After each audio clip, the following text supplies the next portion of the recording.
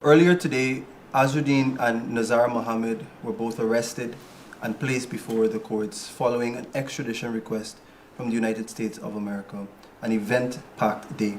Joining me in studio to break down all that transpired today and all that led up to today's events is none other than the Attorney General and Minister of Legal Affairs, the Honorable Mohabir Anil Nandlall. Minister Nandlall, thank you so much for joining us. It's a pleasure to be here. Thank you. Let's start from the beginning. Azruddin and Nazar Mohamed were both sanctioned and subsequently indicted. And there has been an extradition request, I'm told. But Guyanese may not properly understand what exactly that extradition request really entails. Can you explain that to us? Well, Shakwan, thank you very much for giving me the opportunity to speak on this matter, because I've observed in the social media in particular that there are volumes and volumes of misinformation, inaccurate information, political propaganda, and all sorts of misleading outpourings on this issue. So let's begin with what is an extradition.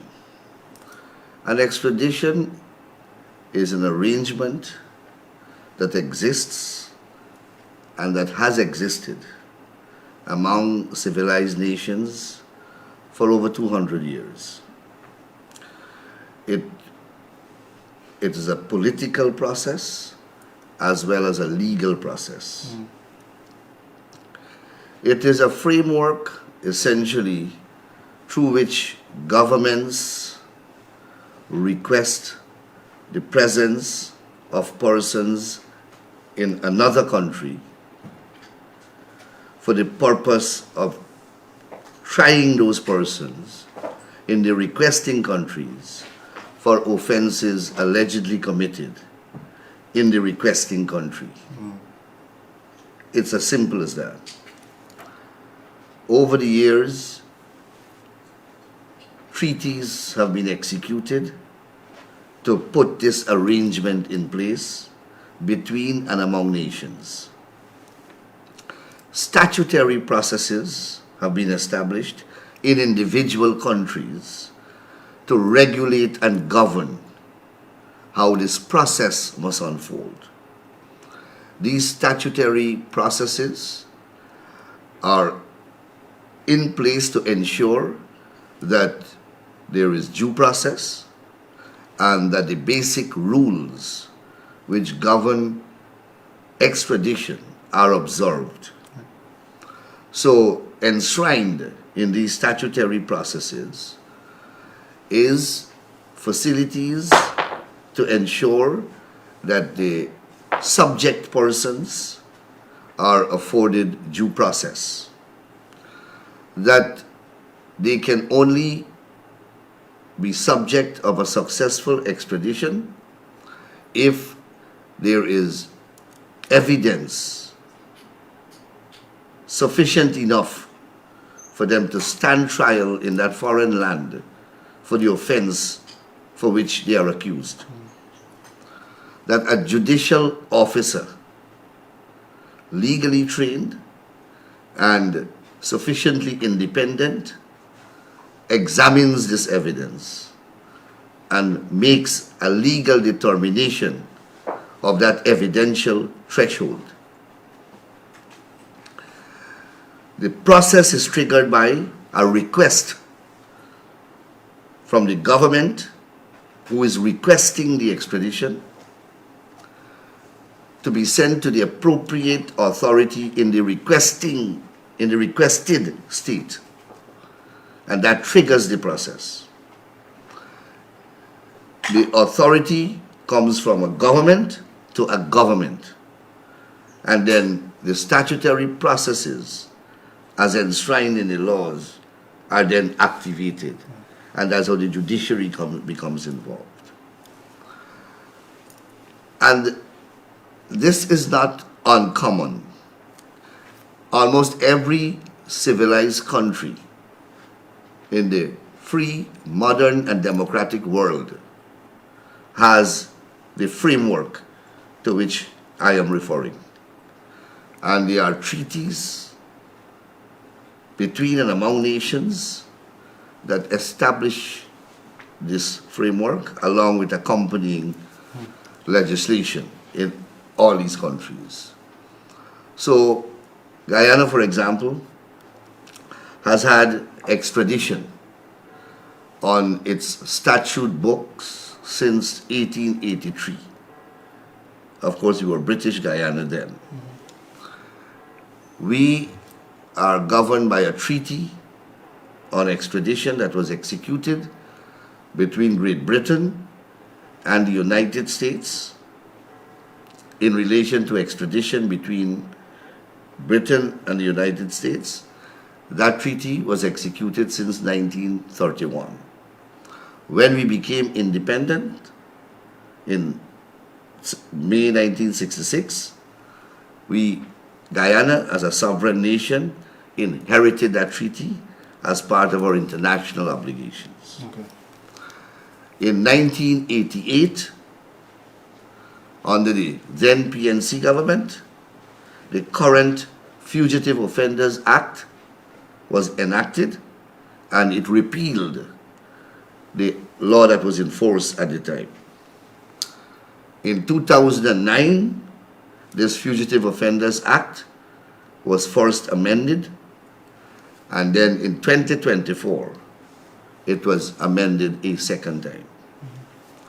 From independence to now, the Cooperative Republic of Guyana would have done dozens of extraditions. A majority of them were never contested, so you don't even know. Some of them were contested, and there are reported cases on them in law reports of Guyana and law reports in the West Indies. Our extradition framework is no different from that which exists in our sister CARICOM territories and the rest of the British Commonwealth. This year alone, we have extradited 3 or 4 persons already. 2 to North America, 1 to the US, and I think 1 to Canada. But the person surrendered, and there's a facility under the extradition framework. Yeah. So there was no necessity to go to court, right? So all this hullabaloo about political persecution, which I'll get into later, Yeah, right. and this is something to get the Mohammeds, are all part of a narrative that is constructed to be self-serving and politically expedient and convenient to those who wish to put that narrative out there. This extradition, this particular extradition process cannot objectively be surprising to anyone. The investigations into this matter started some 15 years ago. The indictment themselves, or the indictments themselves, speak to periods relating to transactions that began since 2017, long before the PPP was in government. And it ends at a period sometime in 2024. So you're speaking about a transaction period of 7 years. During that time, 2 governments changed in the United States. You had a governmental change in Guyana. So this particular extradition process transcends different governments in both the US and in Guyana. The first indication of these proceedings in being and in process would have been concretely realized when the OFAC sanctions were imposed. Any sensible person would have detected that those sanctions were not imposed in isolation, but were part of a process. And the other aspects of the process will be unfolding later. They are now being unfolded. AG, I want to ask you about a particular thing, and just to step back a little bit to what you said about political persecution, as we have heard over the last few hours. The main question I think that is circulating in the public domain is the timing in which this arrest was done, one business day before Parliament convenes. Was that intentional on your government's behalf? The government of Guyana has no control whatsoever in relation to when an extradition request will be made to it. In this case, the extradition request came from the government of the United States of America. We don't control the workings of the United States government. And the Mohammeds know full well that this was coming. They knew that it was supposed to come earlier. But the American government thought that they shouldn't do it during the election period. Then the US government was met with a strike that affected some important agencies in the federal apparatus of the US government. And that accounted for some delay. And I'm saying this to you, I'm saying this publicly because the Mohammeds are aware of all this, all these workings. So we have no control and had no control in relation to when this request would have been received, would have been made and received by us. The request came in from the United States government yesterday, the 31st of October, under the hand of the Secretary of State of the United States, Mr. Marco Rubio, and under the hand of the Department of Justice. Those are the authorized agencies in the United States government in relation to extradition. So yes. For anyone to think that the government of Guyana can influence such high-placed authorities in the US government in terms of extradition or any process, you have to be of fanciful thinking. Yeah, well, AG, on that particular point, there has been that commentary, particularly from the Mohammeds themselves outside of the magistrates court earlier today, that the People's Progressive Party civic government is directly responsible for the political persecution that they're facing. What do you say to that? I don't know what political persecution they're referring to. They have been indicted by a court of law in southern Florida in a fraud of over 50 billion US dollars. And the American government is requesting their presence in the jurisdiction of the United States of America to answer those charges. Where is the politics in that? The government of Guyana is duty-bound under its treaty obligations and under international law to accede to requests for extradition.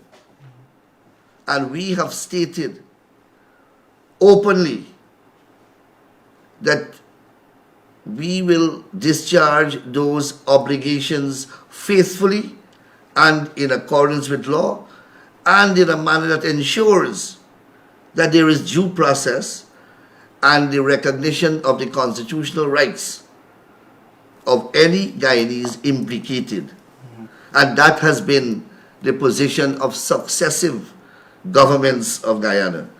And that is an international obligation of a reciprocal nature that governments operating in the international framework owe each other and discharge in relation to each other as a matter of comity of nations. That's international diplomacy. That's international law. That's international cooperation at work. That is how the world operates. As there are certain officers within the state of Guyana who are ascribed specific responsibilities under the Extradition Framework and the Fugitive Offenders Act. The process begins with the receipt of the documents, including the request, at the Ministry of Foreign Affairs. It is then transmitted to the Minister of Home Affairs. The Attorney General, who is the principal legal advisor of the government of Guyana,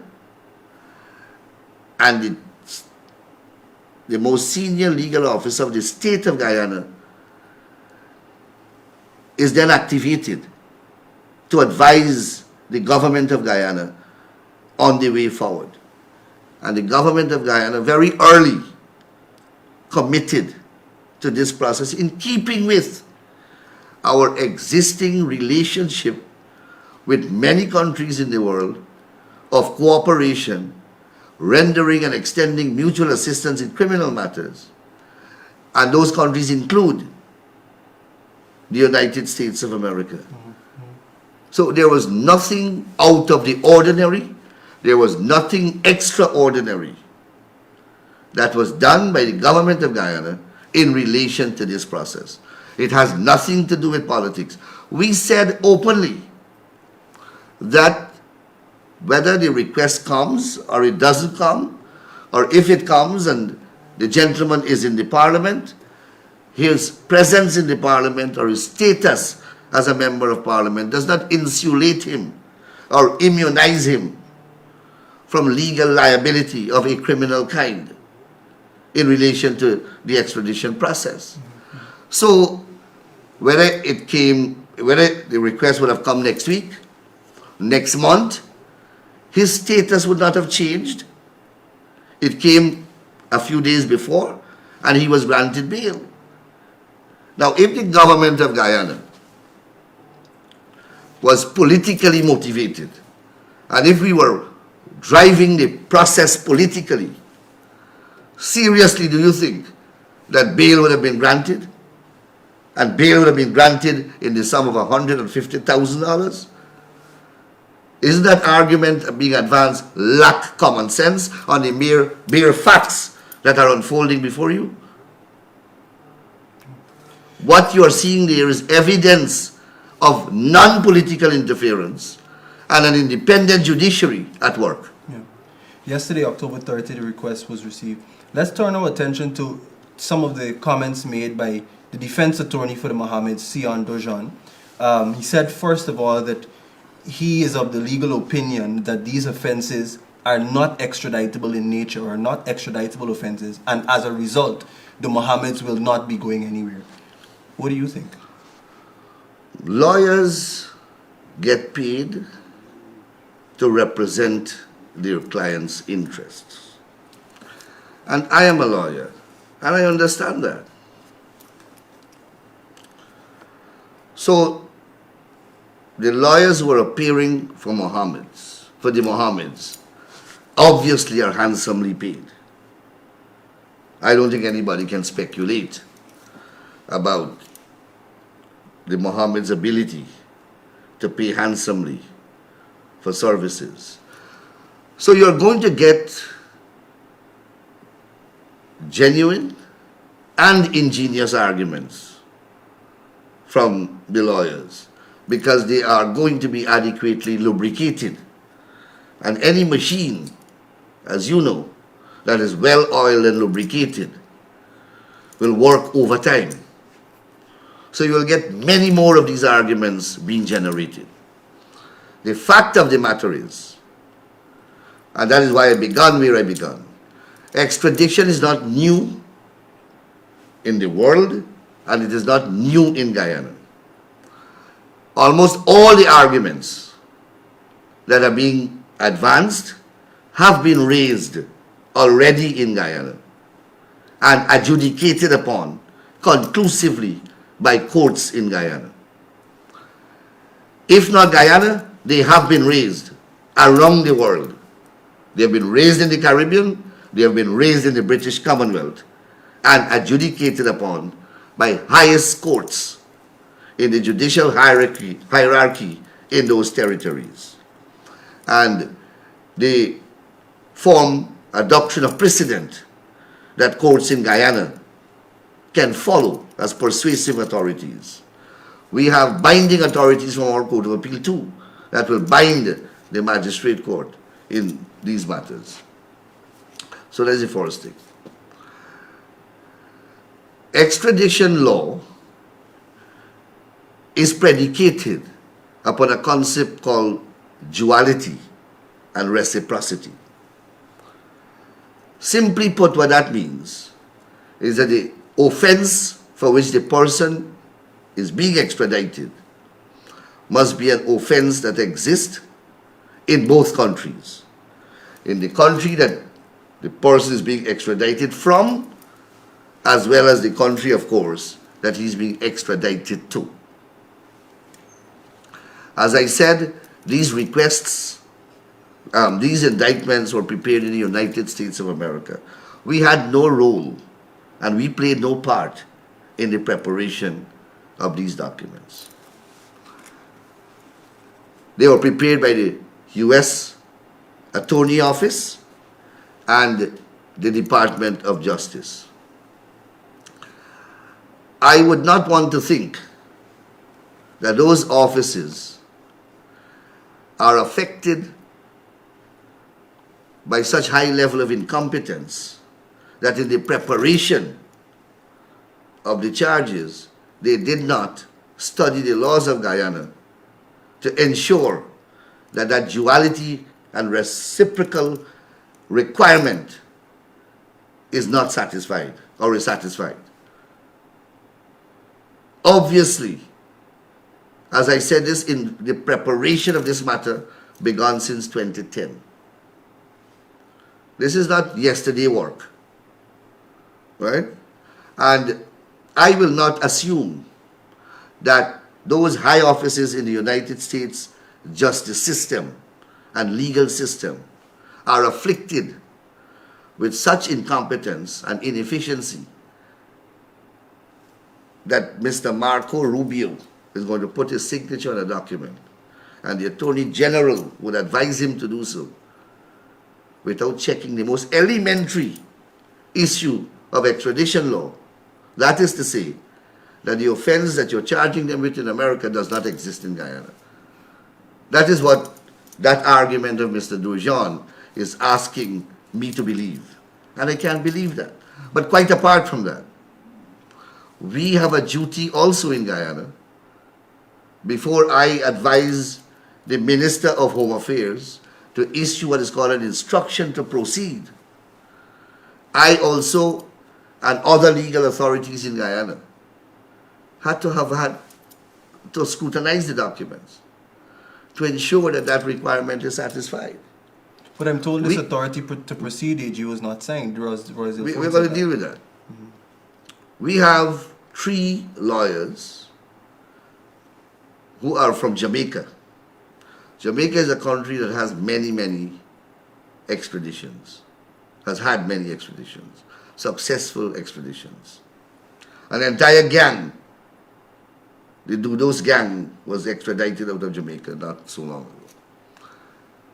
These lawyers who we retained were deputy directors of public prosecutions in Jamaica. They dealt with many extradition requests and extradition proceedings before. They also advised on this matter. If we are being accused of being political again, we could have put PPP lawyers or lawyers that are sympathetic to the PPP to be part of this case. We brought in foreign lawyers in order to ensure that we get diligent and competent service and that the matter is not perceived to be politically influenced or driven. So those lawyers would have expressed an opinion. What the lay public must understand is that that duality, that dual requirement and that reciprocal requirement doesn't mean that the identical offense must exist in the two countries. Similar offenses would suffice, would meet the requirements. And we have had that issue determined. We had drugs cases, for example, where the person was wanted in the US for a particular type of offenses under a Dangerous Drugs Act of the United States. We don't have a Dangerous Drugs Act in Guyana, but we have a Narcotics Psychotropic Substances Act. And the offenses are not identical, but they are similar. And that issue was raised, and our Court of Appeal dealt with that matter. And these lawyers ought to know these authorities. But as I said, they have to earn their pay. So they're going to put out many of these arguments. We have fraud in various species on our statute books from time immemorial. Many of these offenses are species of fraud. We have an anti-money laundering act that creates dozens of offenses. Some of these offenses are relating to anti-money laundering.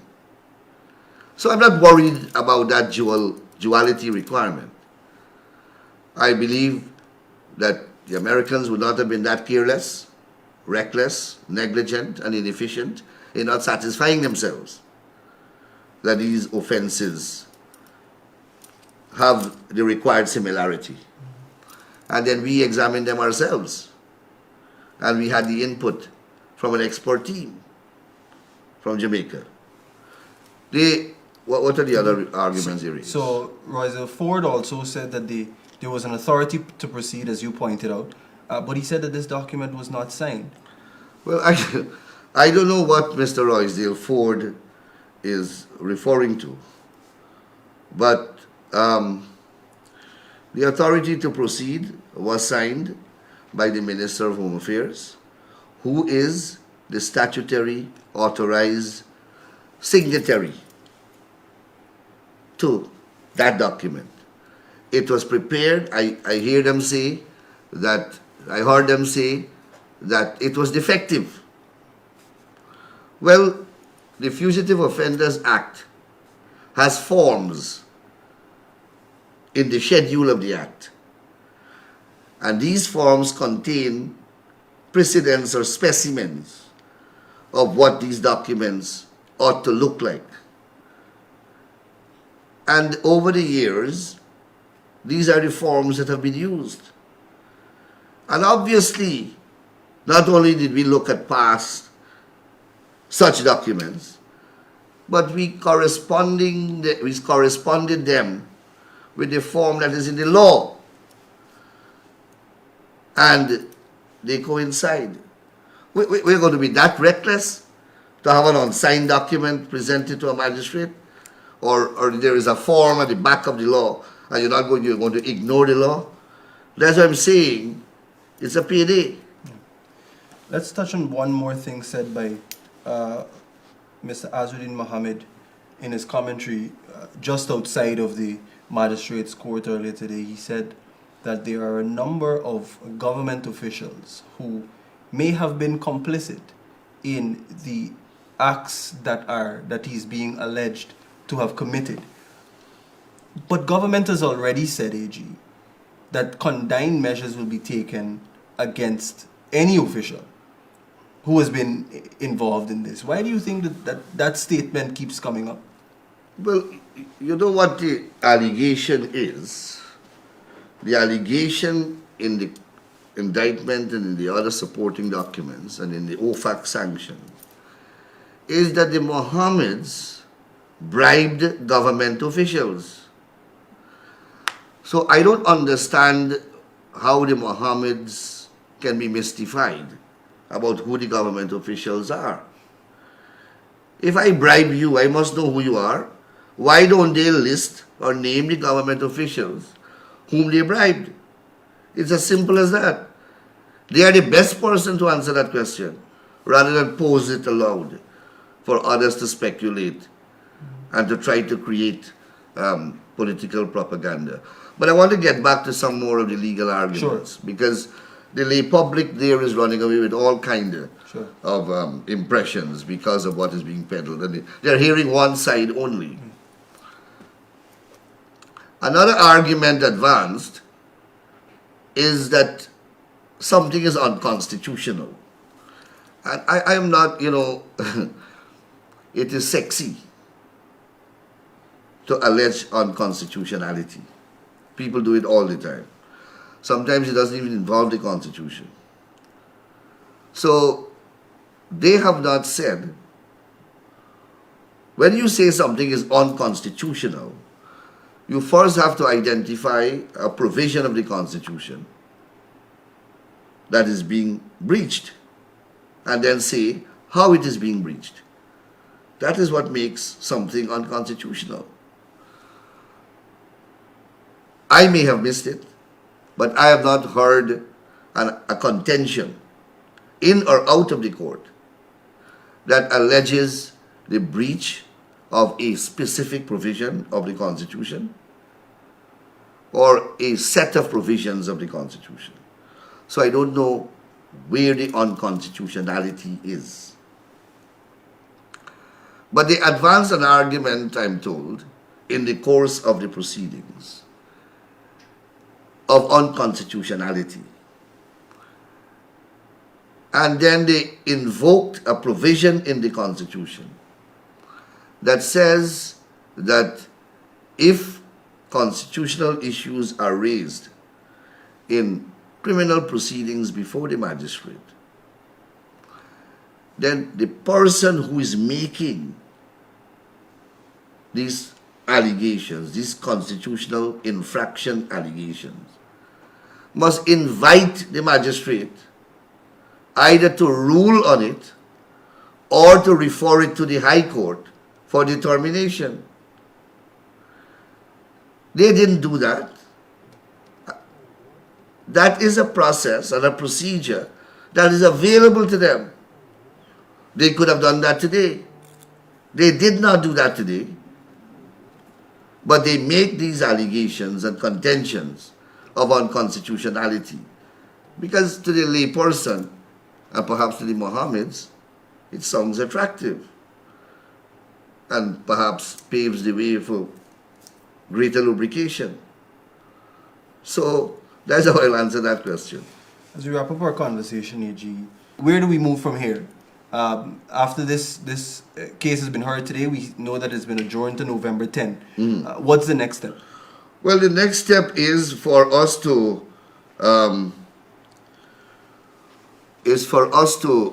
the state to disclose to the defense the paperwork that was received from the United States, and for them to prepare themselves for the hearing. Now, the public must also understand the nature of the hearing, the nature of these proceedings. It is akin to committal proceedings,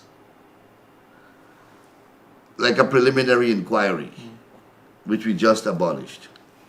This is not the trial. The trial will take place in the United States of America. This magistrate needs to be satisfied that based upon the evidence provided, that there is sufficient materials and sufficient evidence to commit these people to stand trial in the United States, in the same way that a magistrate would have conducted an inquiry to determine whether a person should stand trial before a judge and jury. So it's not a very high threshold. And you don't have to lead all the evidence. It's a sufficiency test. Once you're able to establish what is called a prima facie case, then a magistrate ought to commit to stand trial. When that process is completed, the file goes back to the Home Affairs Minister. Remember, this process is triggered by an authority to proceed by the Home Affairs Minister. Once it goes back to the Home Affairs Minister, it goes back there with a committal order or a discharge order, meaning the accused are discharged or they are committed to be extradited. And then the decision is made to extradite. AG, I want to thank you so much for sharing those comments with us. Before we wrap up, of course, any final commentary from you as we close? No, I just want the public to appreciate that this is a legal process, and I hope that I have clarified a lot of issues, and that there is a deliberate attempt to politicize what is clearly a non-political process, and that there is no ulterior motive, at least on the part of the government of Guyana, in relation to this process. It is what we are duty-bound to do under law and what we are committed to do. And importantly, I am told that during the course of next week, we will get some more extradition requests. Perhaps Mohammed will feel a little better when that is made public. And we will make that public once we receive them, the same way that we have made the Mohammed extradition request public. AG, thank you so much for spending the last few minutes here in studio with us. You've heard there from the Honorable Attorney General and Minister of Legal Affairs on very pressing matters of national importance. Thank you so much for tuning in to the National Communications Network. My name is Shaquan Gill, and I'm saying goodbye for now.